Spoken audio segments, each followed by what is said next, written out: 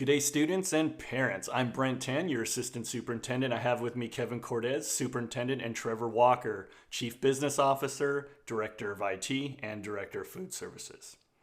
I wanted to touch on a topic that we got multiple comments on regarding in-person learning.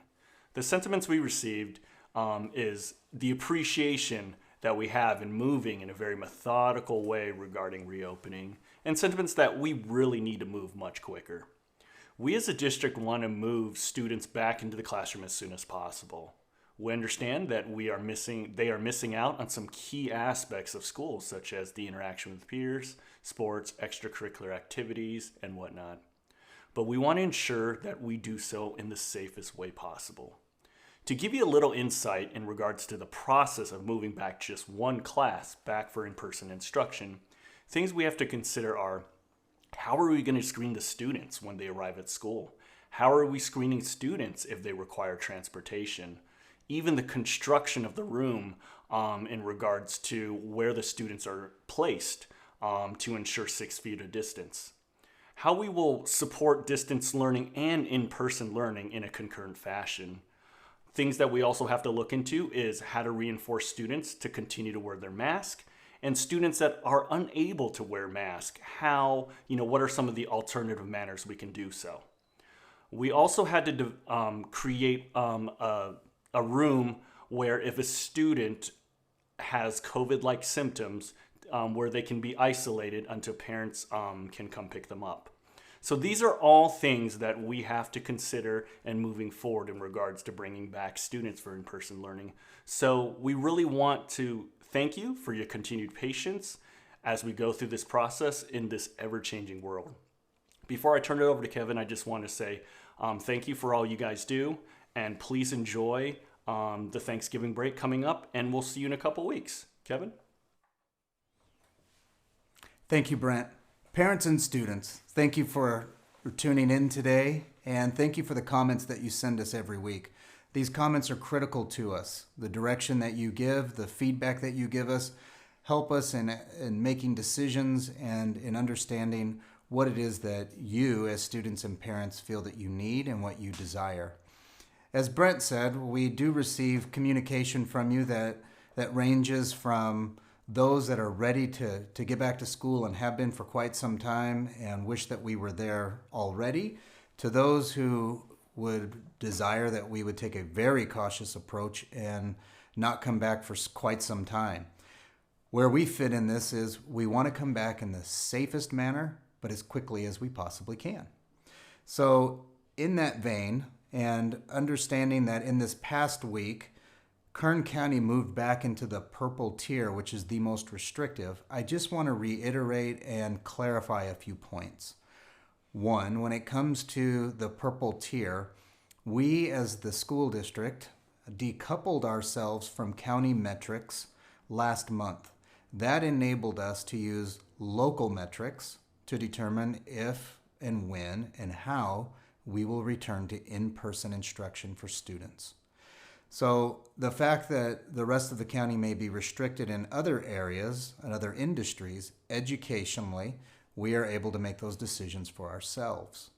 We do so in conjunction by listening to your feedback in the surveys that you provide us and the comments that you give us, and we do so collectively with all of our employees. So we'll come back in a staged approach. So second, I just want to talk about how we are planning to come back and the way that staged approach will look. We are currently in negotiations with our bargaining unit members, and I want to express appreciation to them again publicly. We're working together to discuss the very first group that will come back. We plan to bring them back January 4th when we return for the second semester. We are going to begin with a special day, special education class. 10 students. They're all elementary students. They come from both sides of the school district, both in Boron and those that are served at Edwards Air Force Base. It includes areas such as transportation, checking students in through our school transportation. We'll have some parents that are going to drop their students off at school, so it will allow us to practice those procedures as well. There'll be food service that's included as we provide breakfast and a sack lunch to those students. It will involve our campus aides when they go out and take a break, instructional aides, a classroom teacher, all of the aspects of bringing students onto a campus, putting them in a classroom, socially distancing them, but allowing them to work with a teacher directly. These are our most needy, high-risk students in the school district. We felt that this was the best place to start. Their teacher was advocating heavily that his class be the first one that we begin with. And so that's where we're going to start. Now from there, considering the conditions of the world that we live in, as we continue to monitor this, our plan is to, in a staged approach, continue to bring students back. Continuing with special education, starting with our youngest students as well. But there are so many unknown variables, and every day it seems that the world changes. We start off at 8 in the morning, and by 3 o'clock in the afternoon, some days it's a completely different looking world. For high school students specifically, I want to talk about sports for just a moment. At this time, there are no sport competitions that are being planned, not by CIF, and there's been no announcement by the governor to allow us to even be able to host or hold sporting events. So as we move forward with practices, right now we're really not allowed to hold a formal practice. In fact, let me just restate that. We are not allowed to hold formal practices. There are some things that we could potentially do. We could bring some students back maybe to do some conditioning work, but again, every day that changes. And so we are carefully monitoring that as well.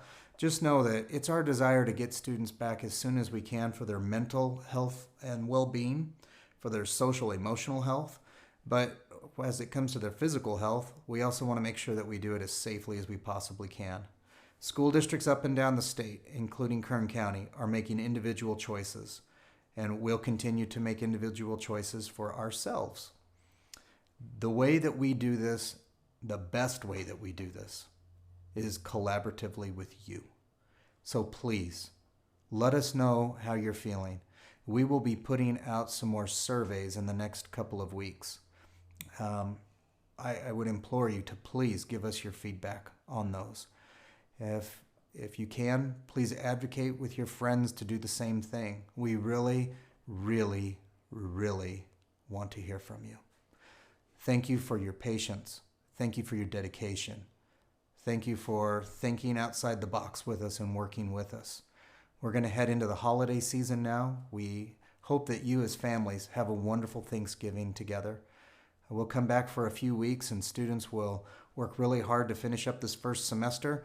And we'll go into winter break. And again, at that time, we hope that everyone will get to have some time to relax and rejuvenate and spend time together as families. We appreciate you. We respect you. We admire you. And we wish you the very best this week. Thank you for tuning in and have a wonderful evening.